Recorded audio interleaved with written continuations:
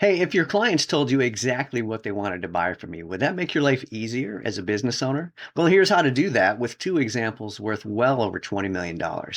Once upon a time in 1891, William Wrigley moved to Chicago with $32 in his pocket. He started selling soap, then he sold baking powder, then he started giving away sticks of chewing gum with the baking powder. Turns out people wanted the chewing gum way more than what he was selling. This was surprising to William Wrigley, but he was smart enough to listen to his customers. He started selling what people wanted, chewing gum. And as a result, he made well over $20 million. That was his net worth when he died. Today, it's worth about $300 million. He did this by listening and giving people what they wanted. Now, a few years ago, my client was selling software to help students score high on the SAT test and get into a good university.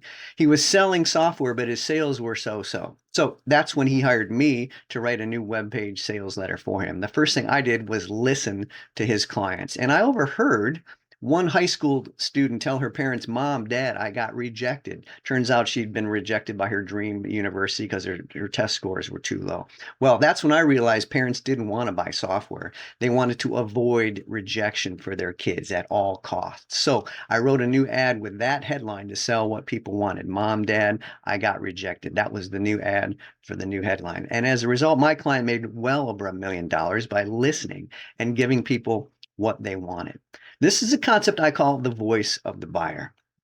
And how do you hear the voice of your buyers and give people what they want? Well, three ways. First, you can listen to them talking by phone or in person. Second, you can read their testimonials and reviews online. And third, you can read their comments on social media. This is a way to give people what they want and sell it to them in their own words. You might want to give it a try. Be sure to like and subscribe for more marketing tips like these. And thanks for watching.